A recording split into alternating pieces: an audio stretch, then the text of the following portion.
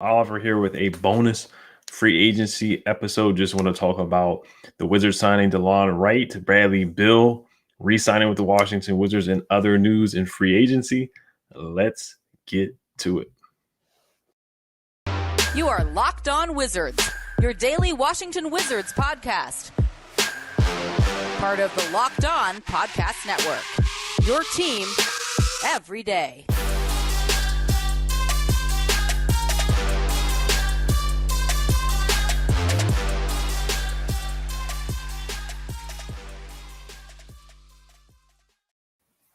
Just want to thank you guys for making Locked On Wizards your first listen every day. We are free and available wherever you get podcasts. All right, so the Washington Wizards did sign Delon Wright, who used to play for the Atlanta Hawks, played for the Raptors. We all remember Delon Wright in that Raptors series where he just cooked us like he was an all-star. He looked like an all-star in that Raptors series where we lost in 6 games. Where he literally took over the game. It was brings up bad memories there, But Delon Wright is a solid player. He's a taller guard, so he is going to be that backup point guard for the Washington Wizards. He's 6'5", 185 pounds. He is 30 years old, so we signed him to a 2-year, $16 million deal using the mid-level exception, which is a solid deal. I mean, you could gripe a little bit over the money, but you just see the going rate for point guards right now. You look at what Tyus Jones signed. You know, he's a backup point guard who has produced more and fit a good role for the Grizzlies. Delon Wright has been a fine, solid player. They're looking for defense. Delon Wright is a solid defensive player. Doesn't need the ball in his hands to be successful. He is a good three-point shooter. Monte Morris is a solid three-point shooter. You look at some of the three-point shooting numbers from last year. Our point guard shot 31% from the three-point line combined. And Monte Morris and Delon Wright definitely will improve that. Both of those guys don't need the ball in their hands. They're both solid defensive players. They're both guys. They're guys that are coming. They're going to come in and fit a role for the Wizards. Delon Wright, we wanted, Bradley Beal, Tommy Shepard said they wanted taller guards. He fits that description. The long wingspan, long arms, can switch, can play 1 through 3. So I think it's a solid pickup with the mid-level exception. Definitely going to fit into the rotation. We know he's going to be that backup point guard. I know they were interested in Javon Carter. Victor Oladipo is not coming to DC. He could have been, a backup combo guard or interchangeable in that guard rotation. But just looking at some of the numbers from Delon Wright last year, he averaged 4 points a game, 1.2 steals per game, which is solid for the minutes that he got, 2.4 assists per game, 2.9 rebounds per game. Let's see how much he got to the free throw line. Shot 37% from the 3-point line. Only took 1 3 per game, 1.5 threes per game. That's still solid. 45% from the field, played in 77 games. So he showed durability as well. And the year before that, he played 63 games, and then with Dallas in 2020, he played 73 games. So he's been pretty durable the last couple of years as well. So I think it's a solid pickup for the Washington Wizards. The Wizards, they do have a solid rotation. There's still a lot of guys, kind of like last year where they had guys who were, rotational guys, and they're just building around. Looks like they're just building around Bradley Beal. They're building around Kristaps Porzingis, so they're getting guards and guys in the backcourt that can help Bradley Beal defend. Johnny Davis is a defensive-minded guy, so he's going to be a backup. He'll be, interchanging and playing with Bradley Beal at times, so he's a defensive-minded shooting guard. Delon Wright is a defensive-minded guy as well, so they're trying to get better defensively. So I do see the vision there. Right now, potentially, I still see the Wizards competing for a play-in spot right now, or 6th, 7th, 8th seed. Everything breaks right if they stay healthy. I think that's the ceiling right now for the Washington Wizards. But did want to bring up some stats on Delon Wright that shows that I think that he is a solid pickup. I did want them to go over after Gary Payton II. He signed elsewhere. So there are some other guards that I did want to see the Wizards be aggressive and go after. Malcolm Brogdon actually just got traded to the Celtics, so he's obviously off the table. I didn't think they were going to trade for him anyway. So you look at some of the numbers that I found on Basketball Reference. He only shot 6.7 shots per 36 minutes, so it shows that he doesn't really need the ball in his hands to be successful. So he's good off cutting, moving without the basketball. As a starter for the Hawks in 8 games, he averaged 10.5 points per game, filling in for Trae Young when Trae Young was out, or playing with Trae Young. He averaged 10 points per game, 4.3 assists per game, 4.1 rebounds in 8 games that he started, 44% from the 3-point line. It was a +5 in the plus-minus box when he was on the floor as a starter. He's a quality defender. 2 steals a game per 36 minutes over the last 4 seasons that he's played in the NBA. 39.7% from 3 on 1.5 attempts per game. I talked about that earlier. 38% from the 3 in catch and shoot situations. So Bradley Beal finding him for open jumpers. Porzingis, when we're running the offense through the high post with Porzingis, he can find him for some easy spot up catch and shoot shots when they're doubling Brad or doubling Porzingis, finding Delon Wright for those open threes. He can knock it down. They also averaged 3.1 steals per 100% possessions and 5 deflections per game per 36 minutes. So that's solid defense right there from Delon Wright. Also, 1.12 points per possession on spot ups, which was 78th which was in the 78th percentile. So he's a guy that can knock down an open shot and knock down open threes. We need that. We need spacing. We were awful from the 3-point line. We were a bottom 5 team 3-point percentage and 3-point attempts per game. We were bottom 5 as well. Also, he was 1.46 points per possession on cuts to the basket, which was in the 83rd percentile per synergy. So he's a guy that can move without the ball. That's what we need. You know, we lost Sato. We moved on from Ish. He's a taller guard than Ish, taller guard than Neto and those guys. And he's a guy that won't be hunted. You know, we had just had problems where guys were being hunted. Like Neto was being hunted defensively. Guys were looking for that matchup. I remember the playoff, Seth Curry just kept going at Neto because he could shoot over him and he knew he could score on Neto. And that won't be the case with Delon Wright, just being a taller defender. And he was had a positive net rating in the playoffs this year. Even though the Hawks did lose to the Heat in 5 games, it was a gentleman's sweep. Delon Wright was a positive player. He had a positive net rating in that series as well. He was really good when he was on the floor for the Atlanta Hawks. So I think it's a solid signing. I think he's a good player. Had some good years starting. His career just never really panned out to be an all-star or anything like that. But he's a solid rotational player, a guy that can come off the bench. If, unfortunately injuries do happen, he can come in and start and there won't be a drastic drop-off from Monte Morris. So he's a guy that can play well. And I think he can be a fit next to Bradley Beal as well. When Bradley Beal brings the ball, Bradley Beal is a guy that initiates the offense a lot. And Bradley Beal is just better next to natural point guards that don't need the ball in their hands. So Bradley Beal can go to work, or guys that can set up shots for Bradley Beal to knock down. So he can raise his 3-point percentage to what it was when he had, guys like John Wall giving him the ball, for easy shots. So I think it's a solid pickup. It's not a home run or anything like that, but I think Delon Wright is a solid pickup for the Washington Wizards. 6'5" guard, long arms, long wingspan. And I think he's going to help. Re-signing Anthony Gill. I do want to talk about Bradley Beal very quickly and the possibility of the Wizards being interested. They are interested. There's a lot of reports that they've been interested in John Collins. I do want to get to that real quick, and then we'll wrap up because this will be a quick check-in bonus free agency episode. But before we do get to that, this episode is brought to you by Arcade 1-Up. Boom shakalaka, we have big news. The one, the only NBA Jam is back. Arcade 1-Up, the leader in at-home retro arcade games, is not only bringing the best game ever back, but they made it bigger than ever with a, wait for it, Shaq Edition machine. People are obsessed with NBA Jam, and I'm thrilled to tell our listeners that you can once again play hoops with NBA legends in this arcade classic. Jump clear across the court and set the ball on fire in one of the first sports games ever to feature real and digitized NBA licensed teams. No fouls, no free throws, and no quarters required. Compete with friends and family through all new Wi-Fi leaderboards, making you more connected than ever. Pre-order now from arcade1up.com. That's arcade1up.com for an estimated early September ship date. Arcade 1-Up is the place for fun. They've got even more classics like Golden Tee, Mortal Kombat, and many others starting at just $399. Check this out. They are giving away an NBA Jam Shaq Edition to a Locked On listener. Enter for a chance to win a game console for your man cave at arcade1up.com/lockedon. That's arcade1up.com/lockedon. You got till July 8th to enter to win NBA Jam Shaq Edition console. Don't miss out. Enter today. Who are you going to play with? All right. So like I said earlier, Anthony Gill, they re-signed Anthony Gill to a 2-year deal. I do want to bring up the contract details on Anthony Gill. Well deserved for Anthony Gill, man. The guy plays hard. He played small ball 5. He played the 4. He just did a lot of things. He's just a Swiss Army knife for the Washington Wizards. Coming. He's just a hard worker. Everybody talks about how hard Anthony Gill works. I know he won something like a humanitarian award this past season as well, where I know he was fighting for minutes with Thomas Bryant. And there were times where he just beat out Thomas Bryant, who right now has interest from the Lakers and the Celtics as well. So Thomas Bryant won't be returning to the Wizards. Troy Brown Jr., also a former Wizard, got signed to the Los Angeles Lakers. But Anthony Gill, he's a good rebounder. He plays hard. He can knock down the 3. He's a small ball 5. He can be a stretch 4.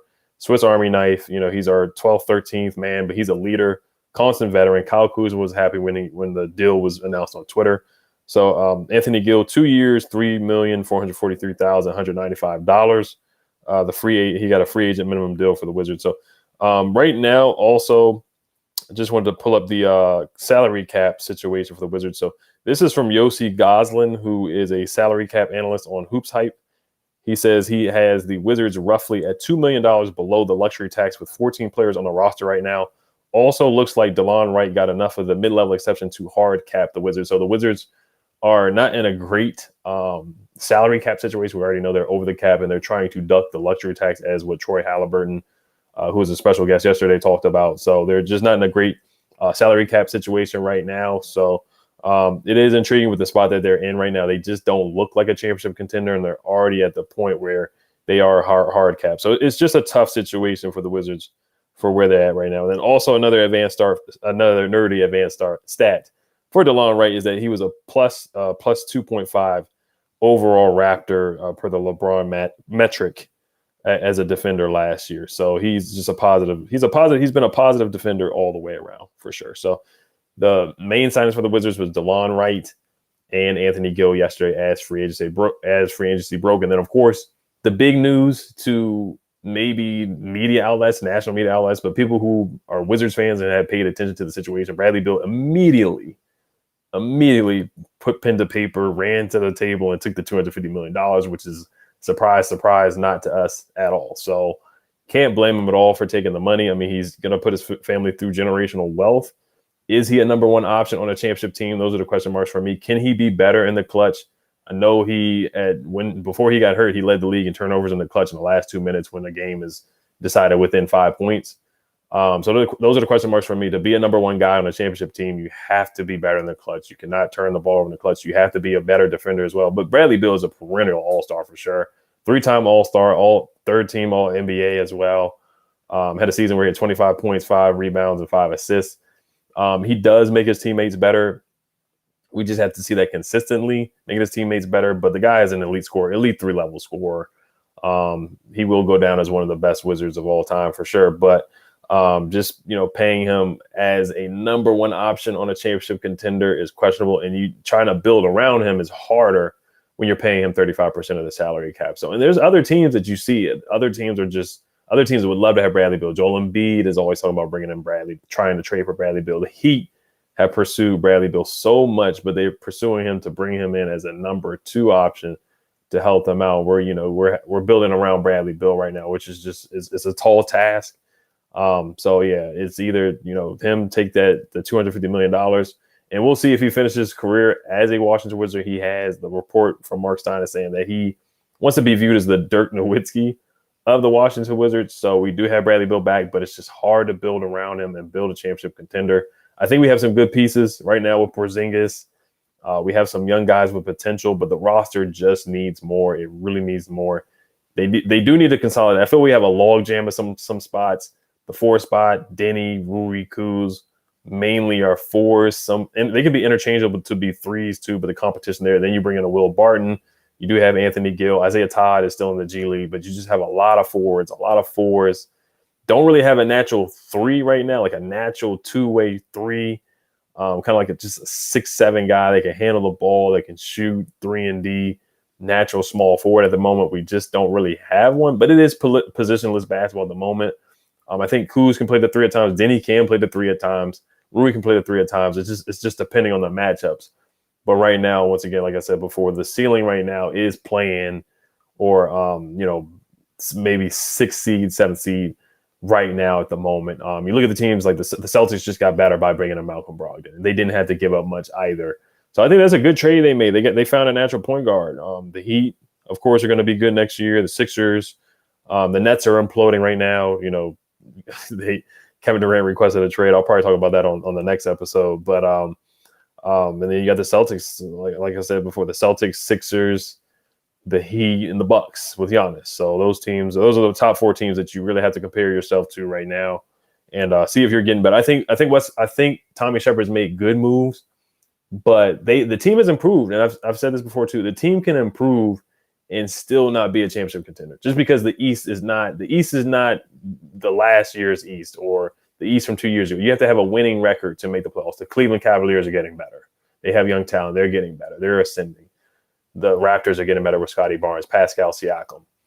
So it's a lot of competition in the Eastern Conference right now. It's a lot of competition. So do you want to talk about the rotations? It's going to be competition at that 3 spot. There's really nobody set in stone at that 3, at that small forward position right now at the moment. There's really not. So I do want to quickly touch on John Collins.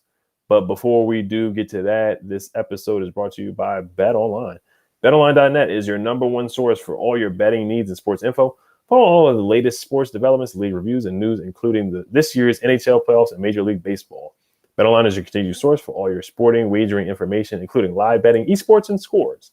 And BetOnline.net remains the best spot for all of your sports scores, podcasts, and news of the season. BetOnline.net is the fastest and easiest way to check in on all your favorite sports and events, including MMA, boxing, and golf. Head to the website today or use your mobile device to learn more about the trends in action. BetOnline, where the game starts. All right, so I'm going to pull up this. This is actually a tweet from Dave Carmichael, who is a beat reporter that is reporting that the Wizards are really the front runners. They're really the team that is showing the most interest in John Collins. The report is the Wizards reportedly are the most engaged team pursuing John Collins via trade. Yeah, this is from Dave Carmichael on Twitter. He is a beat reporter as well. I just want to pull up his credentials just to see. So he is a part of Dunked On. He's a part of Dunked On. So he's on Twitter. He works with SacktownSports1140.com. So, we don't know how reliable his source is, but there's been many reports that the Wizards are interested in trading for John Collins for sure. And there's just been multiple outlets that have reported that as well. So I think where there's some smoke, there's some fire. I could see why they would want John Collins. Now, John Collins has had a couple injuries the past couple seasons. John Collins, he's a good player. He's a 4. He's very athletic. He's a hybrid, somewhat of a stretch 4, somewhat of an old school 4 at the same time. So he averaged 16.7 boards a game and 1.8 assists. Can really shoot the 3, can really space the floor. Shot 36% from the 3-point line and shot 3 threes per game, which is not high volume, but a solid. The year before that in 2021, he shot 39%. From the 3-point line, off of 3 threes per game, he averaged 17 points and 7 boards a game. In 2020, he averaged 21 points and 10 boards a game. So he is capable of, he's a walking double-double. He's a guy that can get 20 and 10 for you and can fill it up. Is a solid defender, struggles a little bit against those quicker 4s, struggles a little bit when he plays the 5 against those stronger bigs like your Jonas Valanciunas or your Steven Adams, Embiid's, Jokic's of the world, those guys. Vucevic, those stronger bigs that, kind of Gafford struggles against those guys as well, because John Collins, he's a wiry guy. He's a thin, wiry guy, but he's super athletic. I remember the alley-oop dunk he had on Joel Embiid in the playoffs when they upset the Sixers.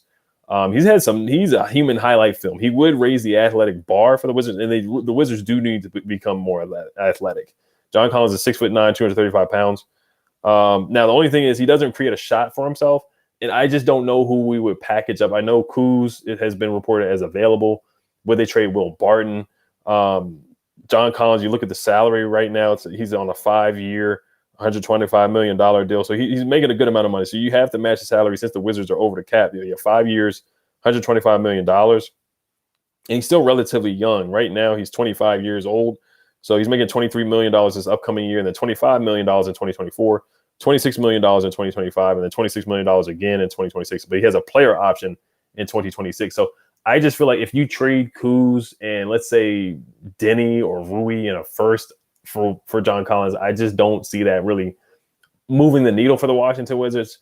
I just think the way Kyle Kuzma played last year, 17 points, 8 boards a game, played really, really well. I'd rather keep Kuz and Rui or Denny and those guys rather than trading them. I know the Wizards should consolidate just to define roles, because they had a problem last year just defining roles. It was a lot of guys that were fighting for minutes, fighting for playing time last year, and it just didn't work out. Fighting for touches, it just didn't work out.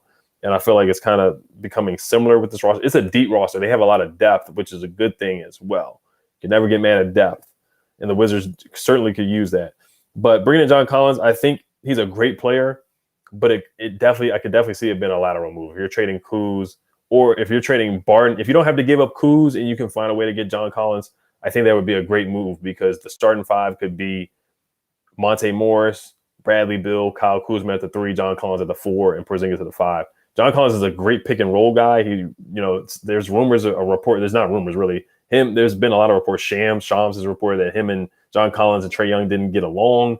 John Collins wanted a larger role in the offense as well.